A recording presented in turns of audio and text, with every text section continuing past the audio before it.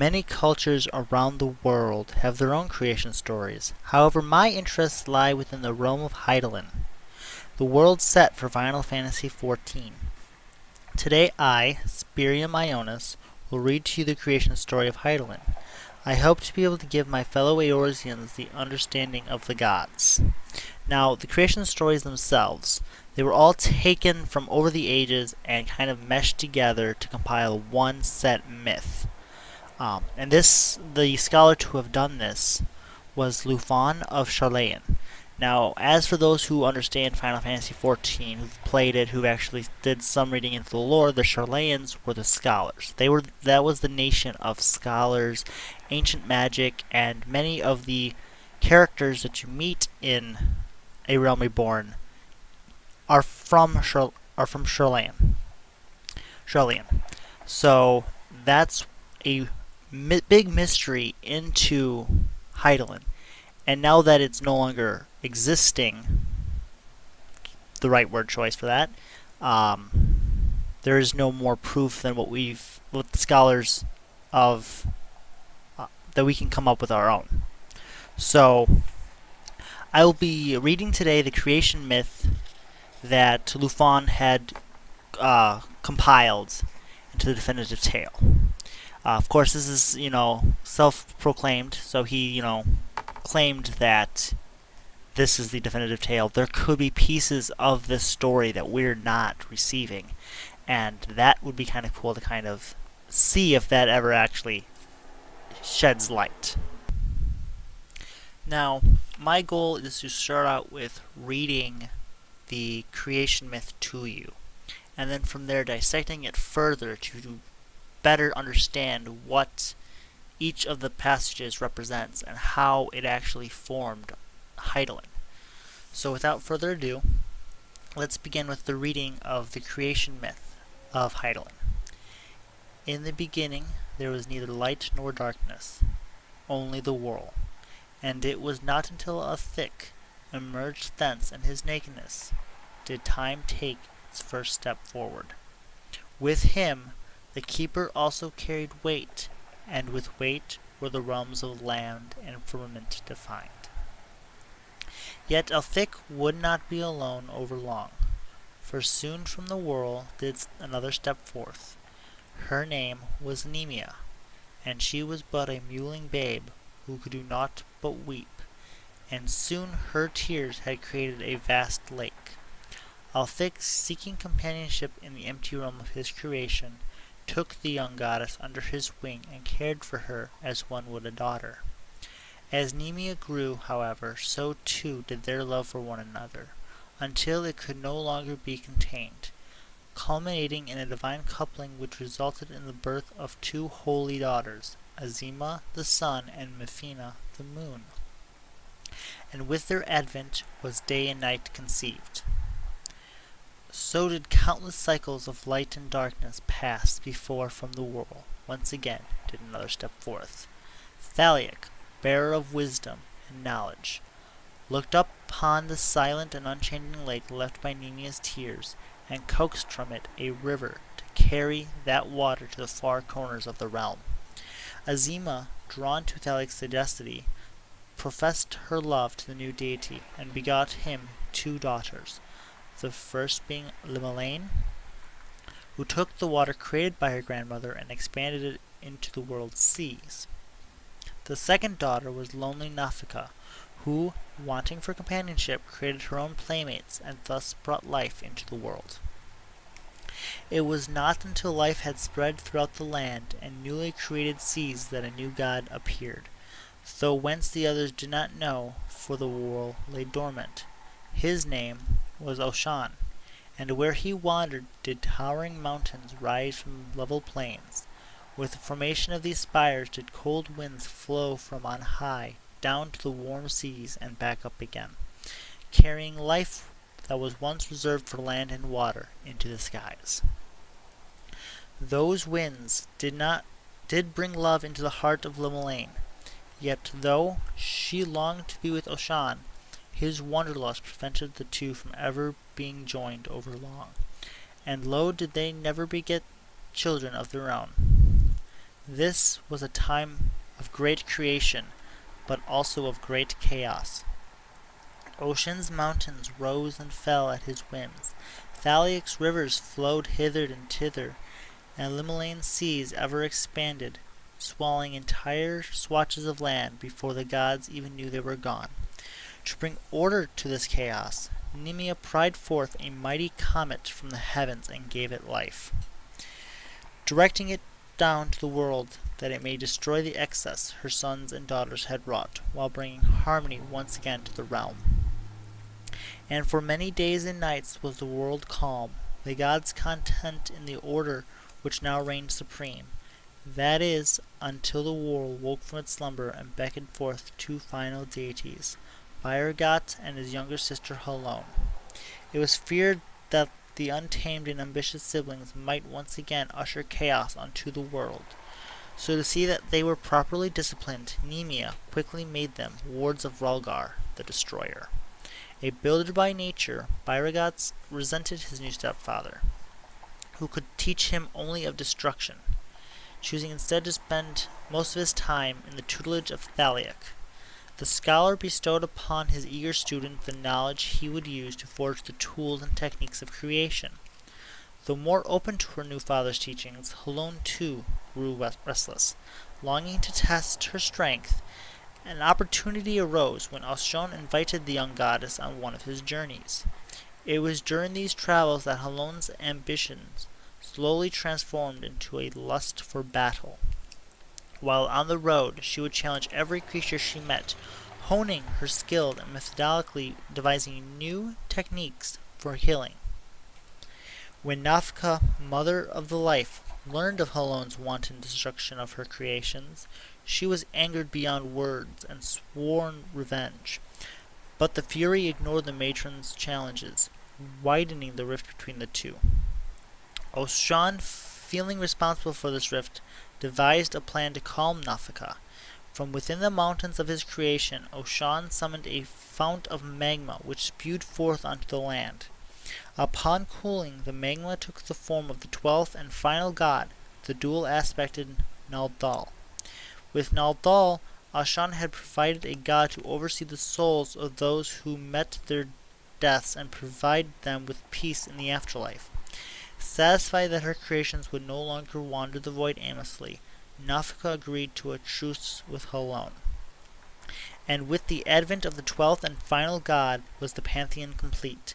But before they could call an end to their toil, they first required a realm in which they could reside and watch over their myriad creations. To this end, they created the 7 heavens, and to there did they finally retreat, bequeathing rule of Eorzea to mankind. Alrighty then. So now that we've read the creation myth, we kind of know what's going on. Let's kind of take that creation myth and break it apart. Let's figure out what is actually the makings of this myth. Because as I was reading it, there was a lot of things that were explained to me through just this little passage that made my head go would just blow up, because it made sense. It was all there. Oh, however, there are some parts in here that I didn't understand, and so I had to do more research into it, and I still haven't found answers to some of my questions that I had from this myth. And being that this is a creation myth, there's a possibility that there are some pieces that is not presented in this passage, because it's all of the scholars' work put together and compiled into what is said to be the creation myth, but there could be missing pieces yet to it. So let's begin with the first paragraph. The world, from what my understanding of it was, is nothingness. It's the void. It's literally, there's nothing there. However, it has power to kind of throw out more individuals. Now, could that world be related to the dimensions that happens to be what Heidelin is facing? Because there is said to be a multiverse, and it could be that they step from one to the other. But if they're complete mirror images of each other, then there's no way to actually know that without the first creation. So the first creation was Elphic, the keeper. He's the surveyor of change and space god of time. He it's interesting that he's considered the father of the land because he's the one that created it all. Uh, when he emerged, time like began. It bowed down before him. He stepped out and time began to move. However, time is simply, my friends would call it time is a man-made construct, which in its own right it is. However, in this case, time was created by the God that stepped forth, but there's no way to tell how time passes. There are no days, there are no weeks, there are no months, there's no years. How do you know how long time has been? Normally, people in the ancient times would use the sun and moon. That hasn't even been created yet. But time first began when he walked out. That's when the Chronicles began to understand what is happening. Now, not only did time begin, but air and land were defined. They were given their life. He walked out and boom, created. There's nothing on it yet, but we've got something. We've got air and we've got land, so let's do this. Let's present this option to the people. I don't know who exactly, because there's no one else there except for me. So of course he's going to be lonely. How would you feel if you're trapped in nothingness? And like, okay, so I got time and I've got earth and skies. What am I going to do now? Play a game of blitzball? Oh wait, there's no C for that. So he was bored. He was extremely bored. Then something peculiar happened. The world spat out another deity. Then came Nemea. Now Nemea, when she was created, she was a baby. A whimpering, crying little child. She didn't know what was going on. She didn't have, a mother or a father to look upon when she escaped. Heck, I'm not even sure if Elphick even knew she was there right away. It could have taken him like 20 minutes to figure out, oh wait, there's something here now.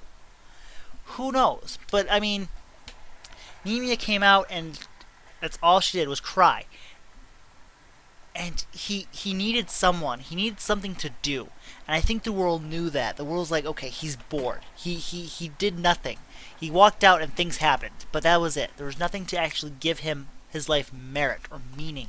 So the world, it presents him with a child to raise. And so Elphick takes up this child and takes care of it. He became her father. Not by choice, but because he was chosen, and because he needed something to do. But he also wanted a companion. He wanted someone to talk to. I mean, have you talked to yourself for more than a few days at a time? It's wrenching. It's mind wrenching. It's just like, will you shut up? I know everything you're gonna say because I'm you. It makes things too interesting. So anyway. Well, the Nemea grew closer to Elphick, and they became closer. And when you spend time with someone, you begin to develop a better understanding of them, and you grow to like them more. And sometimes you don't even realize it's happening. Like your best friend, for instance, you could have grew up with them and you start to love them for who they are. You start to understand who they are and you go from there. But in other stories, that love hardens and it becomes a more deep love. Like one a husband and a wife could undertake. Now, that's what's happening here. Spending so much time with Nemea, Elphick began to grow closer to her and vice versa, and their feelings began to, ferment and became harder. And so they decided, you know what? We're now a divine couple. You know how relationships are. It never works out like, okay, we're going to be a couple now. There's a lot more involved than that. But that was their understanding. And so then they had children. They had the two daughters, which in the passage, it literally states holy daughters. So, Holy usually represents light and good. So these are two daughters that are holy. They are the good of the world. Is what my own rendition of the story is. That's how I believe is what is meant to be spoken there. And thus, Azima and Menfina, the sun and the moon, respectively, has been born. The moment they were born, so too was sun and moon. Now, this gives time definition. This allowed time to understand what time really is. I mean, the sun would go up, then the moon would go up. You know, it was kind of giving the deities life. They could actually go day by day and understand things based on that. Now, we go into the third paragraph here, and this was when things started to grow faster than they anticipated. The world now spat out a third deity, Thalic, god of knowledge. He was just like, okay, so this is what I see. I see earth, I see, land, I see sky, I see the sun, I see the moon, and I see a lake of tears. Why tears? What's going on here? Well, water is supposedly nutritious for us. At the time, that may not have been the case. So he didn't want to see all these compiled tears just sitting there, and it was sad. It was a sad break. So why not spread it to the world? Why not give the entire Heidelin all of the tears? And therefore, it's not all concentrated, and it's not as sad as if it was just a puddle of tears. You see a friend, cry and cry and cry and cry, and it's literally, it makes you feel so sad. But what if you take the amount that was cried and divvy them up over months or years? It doesn't seem as bad then, does it? I mean, sure, you're still in pain to see that much tears just, shed, seeing that they're upset.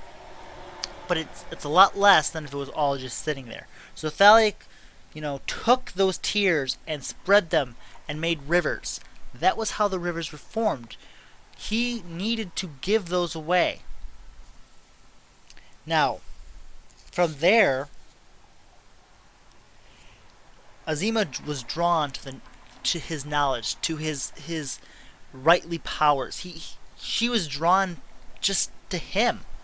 And so Azima took to him, and I'm going to have to guess to say it didn't take very long. It's in the same passage she came out of. It's the same passage that, it was the passage after she was born.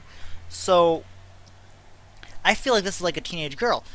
Oh my gosh, I love him already. She just met him. This isn't a Disney movie, but back then, back with, gods and deities, who knows what's actually going on in their brains? They know everything. You would see this in many different pantheons about, they just love each other. They just can feel it. And maybe that's where true love actually comes from. But anyway, so they decided, okay, we're going to get together. And from there, 2 more gods were born. Well, goddesses, technically. But they're still technically under the god name. And that was Limelaine, the creator of the seas, and Nafka, the child of loneliness. It was Nafka who wanted to have friends. And so Nafka wanted someone to play with. She was lonely. She didn't have many other people of her kind. And so she created life. And life alone is what makes Heidelin worth living on. Because if you're by yourself, there's nothing there. So she created all of life on the land and in the seas. And the Limelaine, took those rivers that Thalic had designed and pushed it into the seas to give the seas life. So without Limelaine, Nafka had nothing to create she has stuff to create, but just not as much of it. And without, the creations of Nafka, Limelaine wouldn't have anything really to do, because the sea is what gives hope to life. It's the water. It's the, it's that joyous occasion. Now we go further into the passages, and this one the others didn't even know about until he was doing his thing already. They didn't even notice that the world had even opened up for another god. It's been remained quiet, it's been calm, and then boom, mountains are appearing. Well, why? Why are mountains appearing? Because Oshan was created. And wherever he went, mountains rose. He caused mountains just by walking. I mean, could you imagine that? Just walking la-di-da-di-da. Oh, the Himalayas are created. Oh, there's the Appalachians. Oh, cool. That's awesome. We've got mountains now. Not sure what they're for exactly, but they were created. Okay, that's interesting. But from there, Oshan was just like, cool. Now when the mountains came out, that was when the wind became colder and it lifted up some of the life from the sea and from the earth and brought forth life in the skies. That's how birds were created. Nafka may have created life, but Oshan used that life to create the avians. Now this is where things start to take a different turn. The goddess of the seas longed for the wanderer, but her home is the seas, and he traveled everywhere. So they couldn't have a real love. They couldn't be with each other. So Oshan continued to wander, and the Malayan stayed silent in her domain. However, things started to become dangerous as the creation of everything was happening so fast, so rapidly, that there was no control. And without control, chaos spewed. And the seas continued to expand. The mountains would go up and then down, then up and then down. And it was nothing could have been done. However, that's when Nemea had an idea. A giant meteor or comet crashed into Heidelin to calm the land. Now, I used my words very carefully in the last couple sentences because she calmed the land, it created the first calamity. Now, as people are aware of, the calamities were these major things that happened. That's how eras are defined in Eorzea. And we're not going to go too much into that right now because that'll be for a topic at a later time. But think about it like this. The first calamity was the gods doing. They were just like, we need to save our people. We need to save those that we have created. So here's a gift. People on Earth are just like, people on Heidelin are just like, what the hell is that coming at me? Like, what's going on? They didn't know what was happening. They thought, their parents had turned against them, or at least that's what I would believe. If I saw a giant meteor coming at me and we're just like, oh, we were living, peacefully, there wasn't any violence at this time. Why is a meteor coming at us? Why is our parents punishing us for being here? However, that actually made a harmony, that harmonized Heidelin, and that gave the world peace. Now, further we go in, and we come to realize that the last two of the deities came forth, Byrgat and Holon, and they were given to become wards of Rolgar. Now, here's the thing that I don't know. Rolgar is not even mentioned until now. And if my numbers are all added up correctly, Rolgar doesn't even exist at this point. So, why is he being mentioned? There has to be a piece of this puzzle that I'm not seeing. And I'm not sure if anyone has yet. And that's why I feel like this creation myth is missing a few passages to make it whole. And I'm not doubting, Lufan of Charlayan to kind of, just, hide information. So there's got to be something that has yet to be discovered, and maybe they'll decide to release those paths. I mean, think about it. Ralgar is the deity of El Amigo. What is the next expansion going to be about? It's the blood. It's the storm blood. It's the the blood from the storm. It's all about Lil El Amigo and Doma, and so maybe that part of the creation myth will come to us from El Amigo, and that's just speculation. But anything is possible at this point. But anyway, so Bargat and Halone had to live under the rule of Ralgar. Ralgar was their father, stepfather, and for most relationships, you never really like your stepfather. Or there's some family moments where you can like your stepfather or stuff like that. Or there might be some rare families that are like, okay, yeah, I love my stepfather. He's a great guy. He's treating me right. It's perfect. But Bargat didn't like his stepfather. He grew to the point where all he wanted was destruction. And Bargat is a builder. Builders like to create things, and why create what can be destroyed? And so they didn't see eye to eye. One wanted to create, one wanted to destroy, and that forced them away from each other. But Bargat, while running away from Ralgar, he came to Thaliak, and that was because the scholar could show him how to do the things he wants to do, how to create, and he taught Bargat how to become a crafter, and that's where the crafting first came from, was Bargat himself.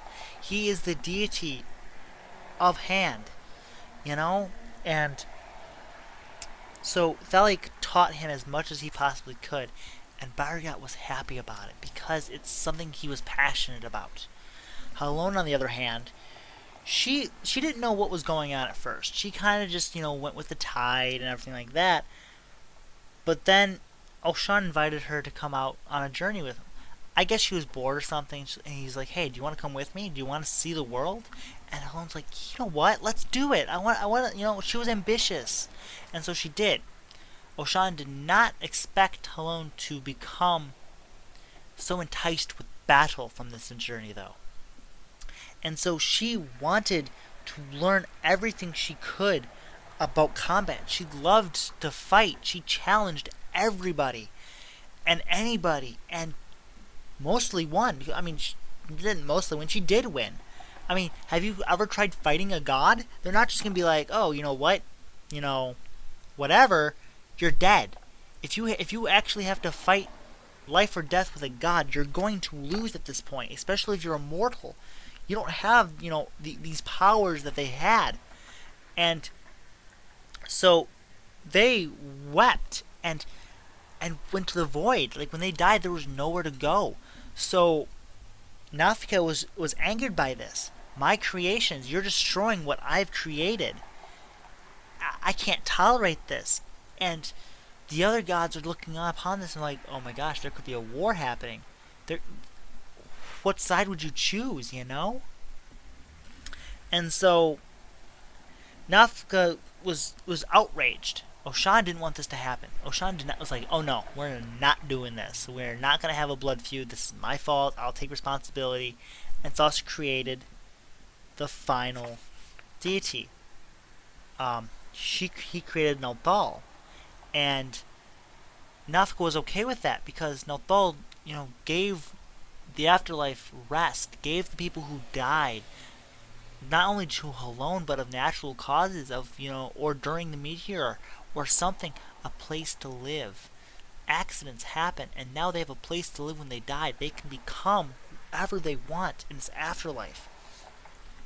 And after the creation, it was like, okay, cool, that's nice. We now have the underworld. And the guys are like, okay, we've done everything we could with Eidolon. We did everything we could. It's lovely.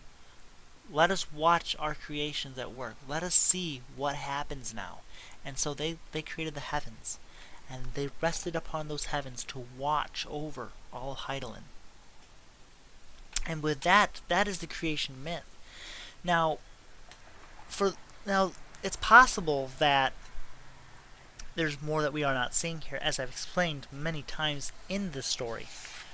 Um, but I think that's how we're going to end up wrapping up today's little podcast. Next week, we will probably discuss Hydaelyn and Zodiark, as that is a very big part of this world. And so I hope you guys can stay tuned. Again, my name is Spirium Ionis, and for those who play Final Fantasy XIV, if you ever have any questions or you ever want to come to me, role play, or even work, I'm also Saya Tetsuya Fairy, and I am the sole founder of the Celestial Unicorn, a tavern and a place to kind of just roleplay, a shop, a mercenary guild. So come out and check us out. Currently, we are closed until Stormblood. However, you can always send me messages. Um, that would help us. And if you want to help with the creation of the Celestial Unicorn, by all means, feel free to donate some gold, some guild towards her so that she can create it. She wants to create a large house, and we want to create it to be a big atmosphere. But we'll talk about the Celestial Unicorn at another time in a different podcast after we've done lore. Lore is going to take up probably the majority of our time in the future. So, but yeah, if you have any questions, feel free to Spirium Ionis, comment in the blog here, or find me in game on the Fairy server, uh, or even the Celestial Unicorn Facebook page. I'm in charge of that as well, so you can come to that and ask questions if you're more into Facebook than you are into the other ways of communication. With that, I would like to wrap it up, and I bid you all a farewell. Thanks for listening tonight.